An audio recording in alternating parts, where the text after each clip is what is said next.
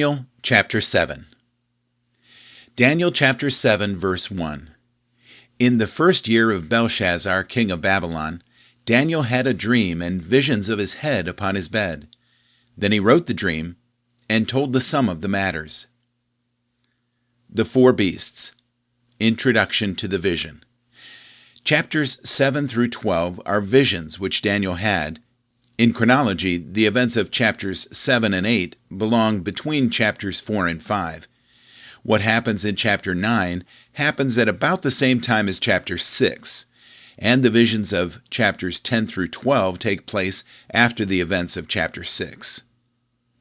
The first of the four visions of chapters 7 through 12 is the most comprehensive. The other three visions deal with aspects of this first vision. Daniel could have given us more detail, but the Holy Spirit only wanted him to write the main facts, though we might have wanted to know more detail. Daniel chapter 7, verse 2. Daniel spake and said, I saw in my vision by night, and behold, the four winds of the heaven strove upon the great sea. Daniel chapter 7, verse 3. And four great beasts came up from the sea, diverse from one another. General. The origin of the four beasts. The great sea is likely the Mediterranean. To the Hebrews, the sea was both dangerous and mysterious, a restless element, but not beyond the Lord's power to tame. Baldwin. And the sea is sometimes used as a picture of Gentile nations.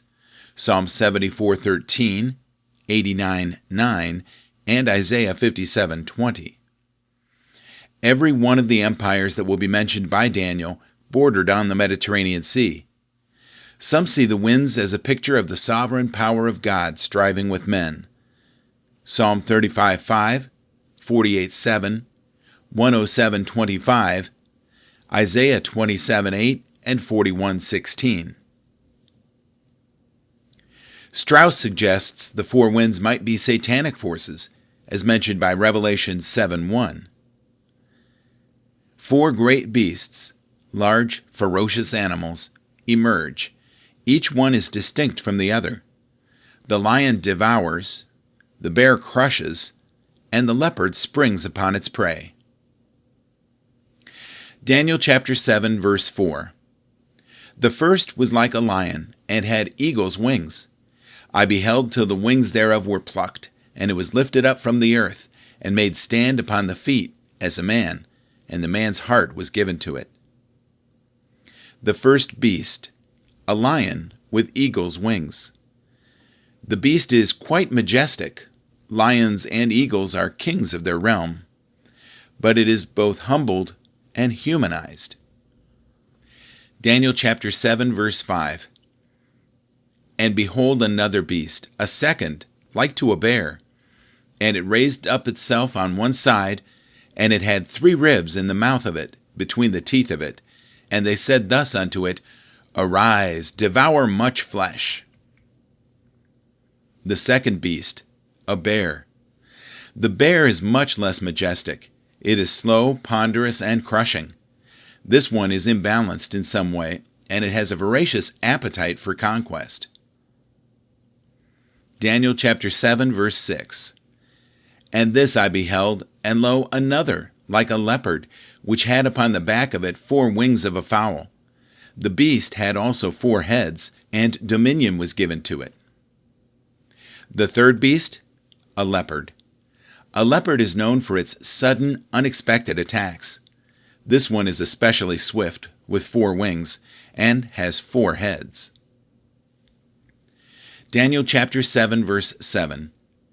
After this I saw in the night visions, and behold, a 4th beast, dreadful and terrible, and strong exceedingly, and it had great iron teeth. It devoured and brake in pieces, and stamped the residue with the feet of it. And it was diverse from all the beasts that were before it, and it had 10 horns. Daniel chapter 7, verse 8. I considered the horns, and behold, there came upon them another little horn, before whom there were 3 of the first horns plucked up by the roots. And beheld in this horn were eyes like the eyes of a man, and a mouth speaking great things. The fourth beast, a dreadful horned beast, with one conspicuous horn. This beast is indescribable and uniquely horrific in its power and conquest. The 10 horns may actually be 2 5-pointed antlers rather than 10 separate horns.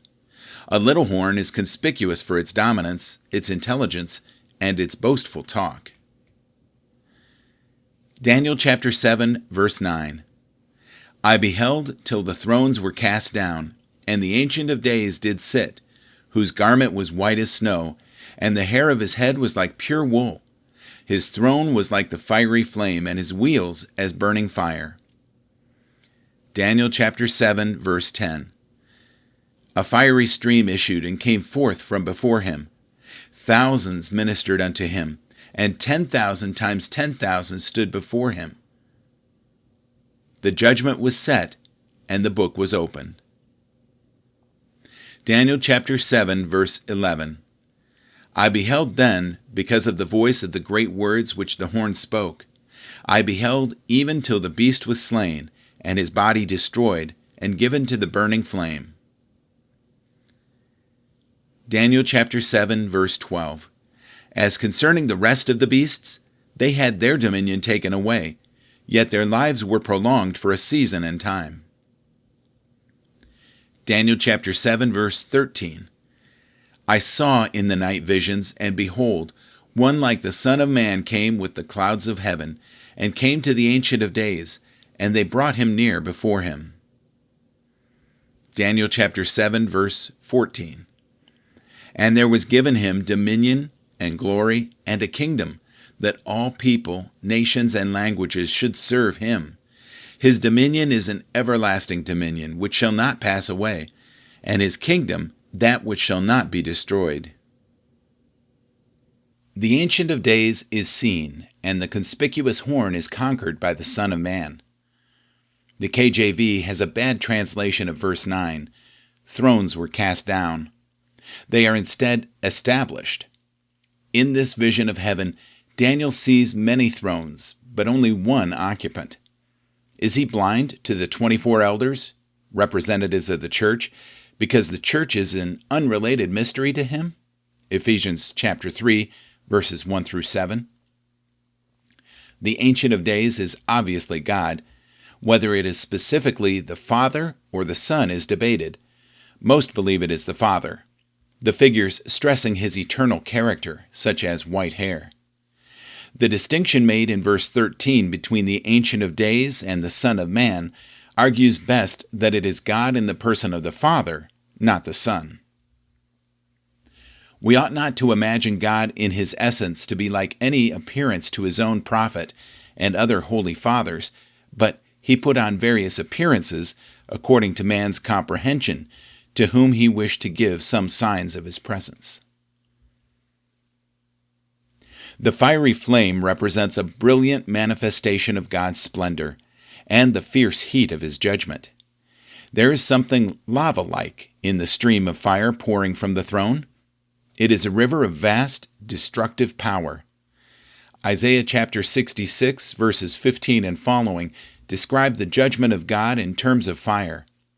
For behold, the Lord will come with fire, and with his chariots like a whirlwind, to render his anger with fury, and his rebuke with flames of fire. For by fire and by his sword the Lord will judge all flesh, and the slain of the Lord shall be many. What are the wheels of God's throne?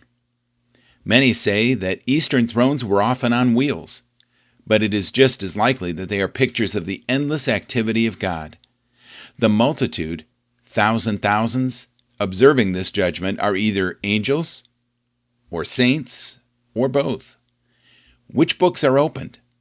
The Bible describes several of God's books.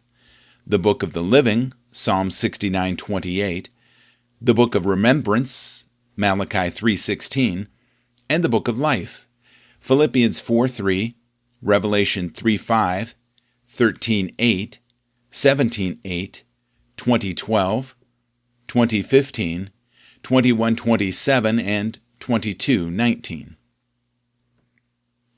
The horn speaks pompous words. The final human dictator we commonly call the Antichrist will be characterized by his boastful, blasphemous speech. Revelation 13:5 and 6. Because of the distinction between the fourth beast and the horns, some have conjectured that the beast of Revelation 13 is not the Antichrist, but his state. If so, it is a small distinction. To a large extent, a man does represent and personify an entire government or system. When we think of Germany in the 1930s and 1940s, the figures of Hitler as an individual and Nazi Germany as a state are virtually the same. The fourth beast is slain. The others may continue, but without dominion of their own. When Jesus sets up his kingdom, the empire of the Antichrist will be completely crushed, yet there will be nations which continue into the millennium. The Son of Man, a favorite self-designation of Jesus, used more than 80 times in the Gospels, receives all dominion previously held by the beasts, and his reign will be permanent. The reign of Jesus does not last 1,000 years. It is permanent.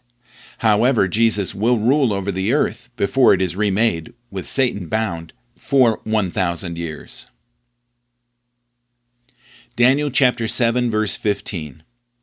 I, Daniel, was grieved in my spirit in the midst of my body, and the visions of my head troubled me. Daniel chapter 7, verse 16. I came near unto one of them that stood by, and asked him the truth of all this. So he told me, and made me know the interpretation of the things. Interpretation of the dream. Daniel's reaction to the vision and request for understanding. Daniel had seen all this, and in more detail than he describes for us. He did not really understand all that he saw, and was troubled because of his lack of understanding. Daniel chapter 7, verse 17. These great beasts, which are four kings, which shall arise out of the earth. Daniel chapter 7, verse 18. But the saints of the Most High shall take the kingdom, and possess the kingdom forever, even forever and ever. Summary of the vision. 4 kings are conquered by God, and their kingdoms are given to the people of God. This vision covers the same material as Nebuchadnezzar's vision in chapter 2, but from God's perspective, not man's. Nebuchadnezzar saw the present and future world empires in the form of a stately and noble man. Here God shows how he sees them, as ferocious and wild animals. After all, animals have no conscience. When man writes his own history, there is much self-congratulation, and we would seem to be on the verge of paradise. When God writes human history, a different vision is presented. These beasts are so different in essential character than the representative of Jesus' kingdom, the Lamb. Revelation 5, 5 and 6, and 8 through 10. The image of Nebuchadnezzar stressed the continuity of the world empires. The vision of the beasts shows their diversity. The winged lion represents Babylon. The lion and the eagle are both used by Jeremiah as pictures of Nebuchadnezzar, 49 verses 19 through 22, and Babylon's winged lions can be seen in the British Museum today. The majestic figures of the lion and eagle are fitting symbols for the head of gold. The bear represents the Medo-Persian Empire, which was dominated by the Persians. Most think the 3 ribs are the 3 great conquests: Babylon, Egypt, and Lydia. The slow, crushing armies of the Medo-Persian Empire were well known. They simply overwhelmed their opponents with superior size and strength. In verse 5, the bear is told, "Arise, devour much flesh." The command to arise and devour much flesh indicates the extreme cruelties often practiced by the Persians, and the wide extent of their conquests. Liberal commentators have a vested interest in identifying the bear with only the Median state, not the Medo-Persian Empire. They assign the third beast to the Persian Empire, and the fourth to Alexander's Greek Empire, so as to remove, even for a 2nd century author, any element of predictive prophecy. Their analysis doesn't fit. Reasons why the Second Kingdom could not be exclusively the Median Empire. 1. The Median Empire did not follow the Babylonian in historical sequence, but was contemporary with it, even rising to strength before the Neo-Babylonian period. 2. The Median Empire never had a world position that would rank it with the Persian, Grecian, or Babylonian empires. 3. The motivation for the interpretation is solely to remove any reference to Rome and predictive prophecy. The leopard represents the Greek Empire. Alexander the Great's conquest, the entire civilized world by age 28, and the 4-way division of the empire after his death are shown. The 4 heads, Cassander, Lysimachus, Seleucus, and Ptolemy, these inherited Alexander's domain in the years after his death. Ironside relates the story of Josephus, where Alexander came to Jerusalem, and being shown the book of Daniel by the high priest, whom Alexander had previously seen in a vision, he spared Jerusalem and granted it religious toleration. Talbot even suggests interpretations for the leopard's spots, Alexander's variations in character, the many nations and tongues under his control. Isn't it enough simply to notice that a leopard has spots? The 4th beast represents the Roman Empire, the largest, strongest, most unified, and enduring of them all. There is an unmistakable correspondence between these horns and the 10 toes of the dream image, chapter 2. And the mention of iron in the teeth suggests the legs and toes of iron in that image. Then the saints of the Most High receive the kingdom. But isn't Rome gone already? What happened? This is what prompts many to look either for a spiritualized interpretation fulfilled in history, or a revival in some form of the Roman Empire in the last days, one that will literally fulfill the prophecy of the 10 horns and the little horn as well. But notice, the saints of the Most High receive the kingdom. It is given to them by God at the return of Jesus. They do not go out and get the dominion over all these earthly kingdoms.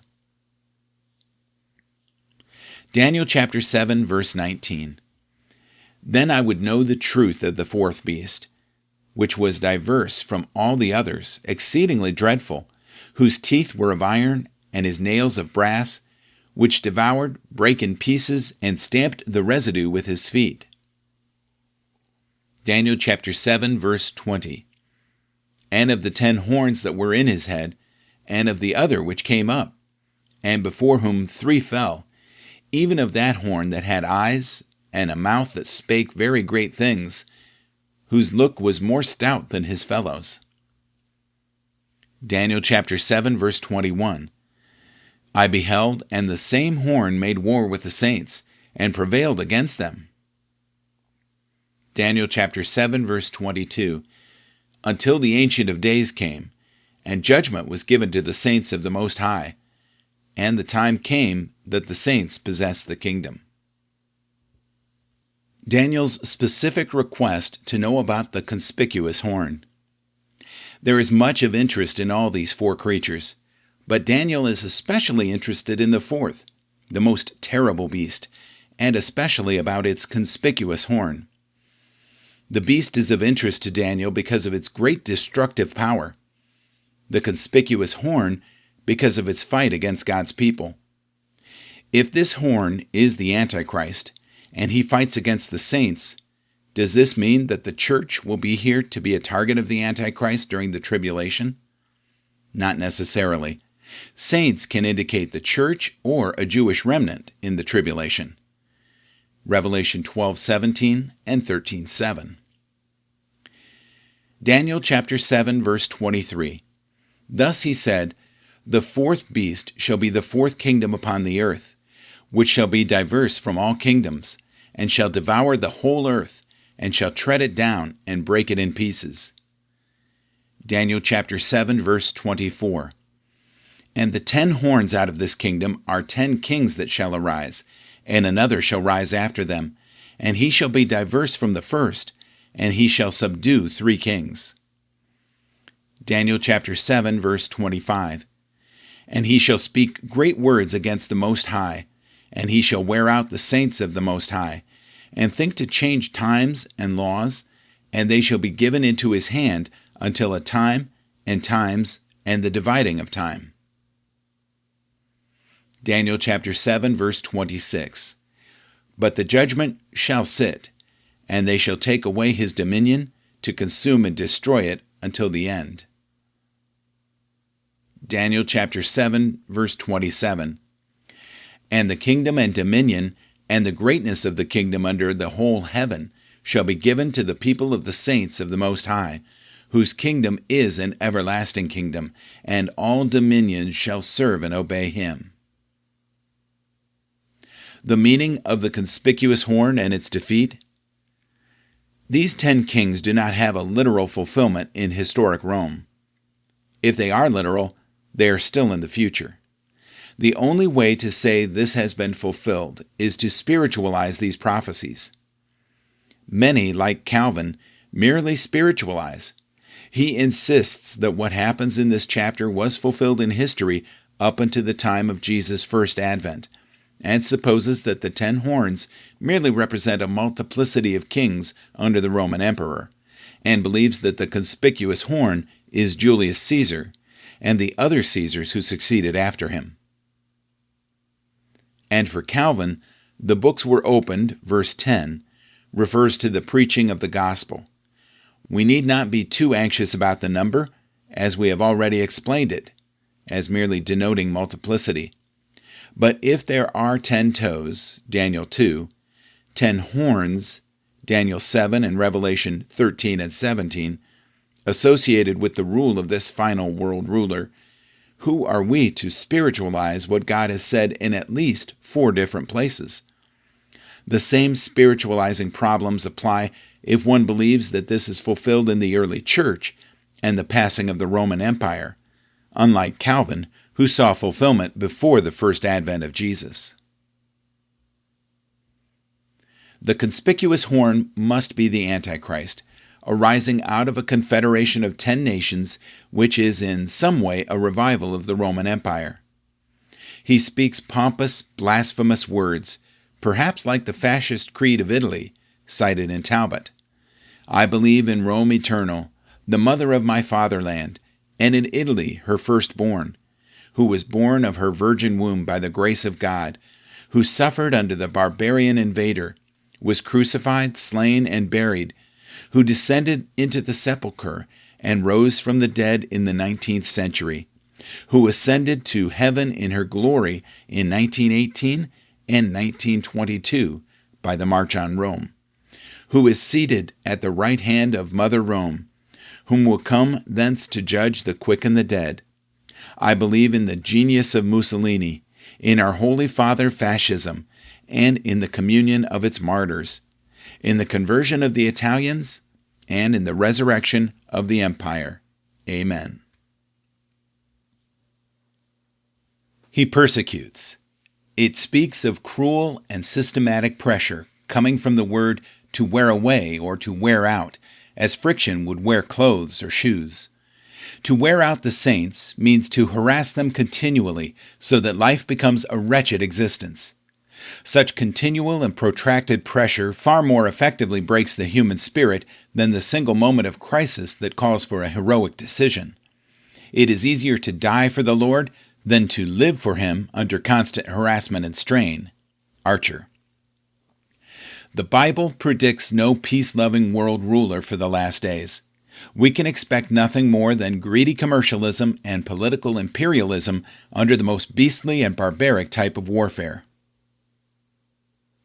He wants to change times and law, perhaps as at the French Revolution, where radicals wanted to institute a 10-day work week and declared 1792, the year of the Revolution, as Year 1.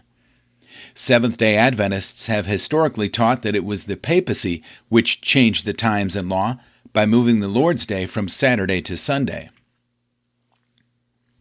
His power over the saints is limited. It will last for 3.5 years. Time and times and half a time is a phrase used in Revelation, chapter 11, verses 2 and 3, 12:6, and 13:5, to refer to 1/2 of the last 7-year period of man's rule on this earth, the 70th week of Daniel. And it is in the day of this persecuting, blasphemous ruler that Christ will establish his kingdom for his people. Because the fourth kingdom is immediately succeeded by the kingdom of Jesus, no event in the past answers in the smallest degree to this prediction. There are 3 options in interpreting the kingdom being established here. 1. There is no fulfillment. Daniel is in error. 2. The fulfillment is symbolic in church history. Or 3. The fulfillment is literal and yet future. Certainly, the church did not cause a sudden and catastrophic fall of the Roman Empire. Verse 27 must be describing the millennial earth, not our current age or heaven. The kingdom and dominion of the earth certainly does not belong to the righteous now. If it is the eternal state, then what dominion would there be to serve and obey Jesus? Again, notice that the kingdom and dominion shall be given to the people, the saints. It is something received, not achieved. The church does not convert the world to Jesus' kingdom and give the kingdom to Jesus. He gives it to them. Daniel chapter 7, verse 28. Hitherto is the end of the matter. As for me, Daniel, my cogitations much troubled me, and my countenance changed in me, but I kept the matter in my heart. Daniel's troubled reaction to the vision and its interpretation. Many things might trouble Daniel at this vision, such as the ferocity of the attack that would come against his people from the conspicuous horn.